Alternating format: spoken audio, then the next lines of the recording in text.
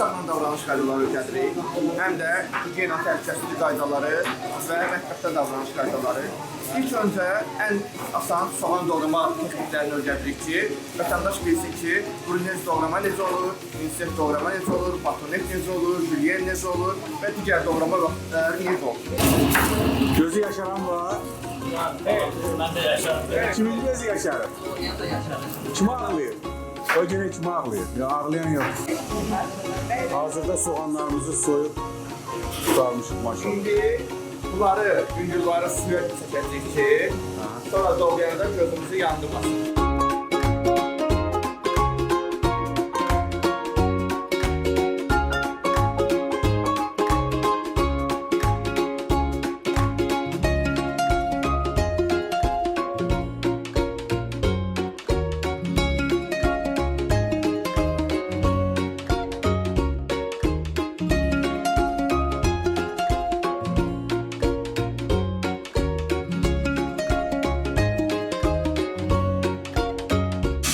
Diş doğramasını. Evet. Bak burada iki əli şilifdir. Biri bıçaq paneldir, biri doğrayacağımız məhsulun paneldir. Bıçağın tutuş qaydası nədir? Bıçağı, bak bu bıçaqdır. İki barmaqla, baş barmaq və ondan sonraki barmaqla tutursan, dəmirirsiniz. Digər üç barmaqla da tutursan, dəstəyindən. Bıçaq belə tutulur. Belə, nə bilim, belə falan tutmayın. İkinci, artıq doğrayacağımız məhsul tutmanın qaydasını öyrədəcəm. Soğanı ikiyə bölürük. Burada bu soğanı doğramaq istəyirik. Soğanın yerində kapuq da ola bilər, köşk də ola bilər. Yəni istənilən tərəvəz ola bilər, göyərti də ola bilər. Tutma qaydası nədir?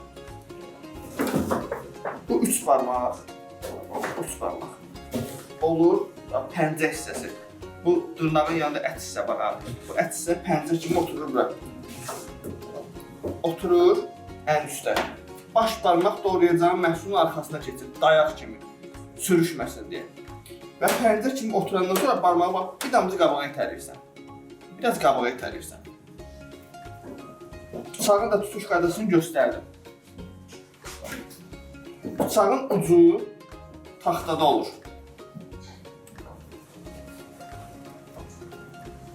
Arxası göydə olur. Bu hissə ilə doğrayırıq. Nə ortadır, nə öndür. Önlə ortanın arasındakı məsafədir. Bu hissə ilə doğrayırıq. Ancaq eyni nöqtə ilə doğrayırıq.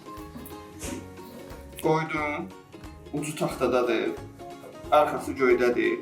Bayaq göstərdiyim yer görsəm, düz doğrayacağımız məhsulun üzərinə düşür.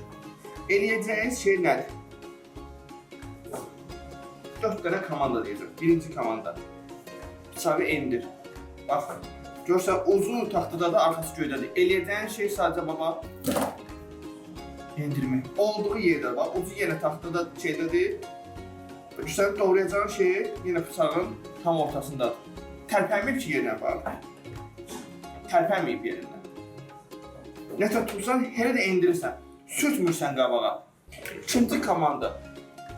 Ön tərəfə get. Baş barmağını görsən hardadır. Gəlib soğana dəyənə qədər gəlib.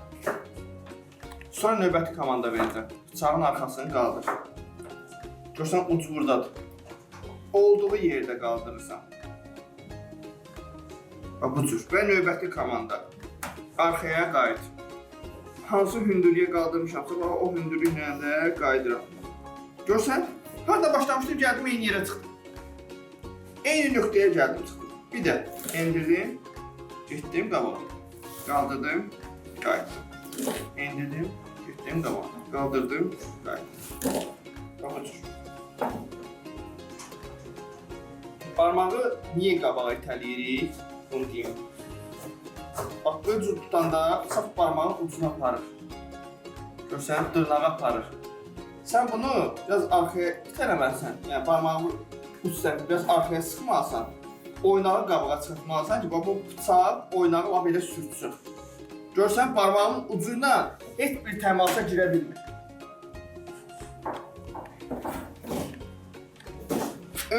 Orta barmaq ən öndə olur. Digər iki barmaq onun arxasında gizlənir. Baş barmaq ən arxada olur. Bıçağın ucu taxtadadır, arxası göydədir. hansı hissə ilə doğramalıysa, o hissəni gətirib qoyuruq soğanın üstünə, bax, endidin, getdin qabağa, qaldırdın.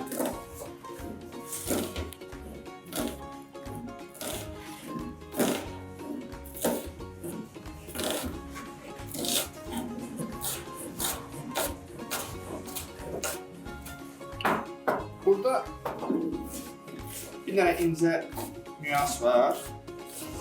Düzdür, bunu növbətdə əksərdə öyrənəsiniz, yəni fərqli keçdikcə öyrənəsiniz. Bu da barmağı, bu sürtdüyümüz barmağı doğradıqca arxaya gətirdik axı. Bax, o məsələdir. Sürətli şəkildə arxaya gətirəndə iri-iri doğrayırsan. Yavaş-yavaş arxaya gətirəndə nazik-nazik doğrayırsan. Bu barmaq elə bir ki, bir ölçü vahidi verir doğrayacağım məhsula. Və mən bunu türk kimi deyə bilirəm. Görsünüz belə nam lazım. Türk kimi deyə bilirəm və yaxud da ki, daha qalın deyə bilirəm. Yəni, əlimi nə qədər sürətli arxaya çəksəm, o qədər qalın olur. Əlimi nə qədər yavaş-yavaş arxaya çəksəm, o qədər nazik olur, tel kimi olur.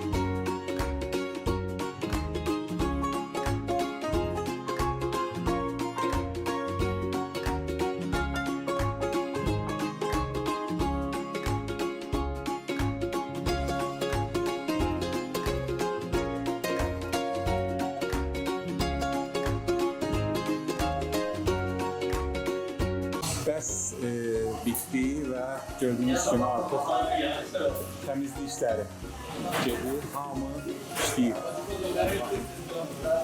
Zibillər atılır, yer süpürülür, qablar yuyulur, hamısı yerində.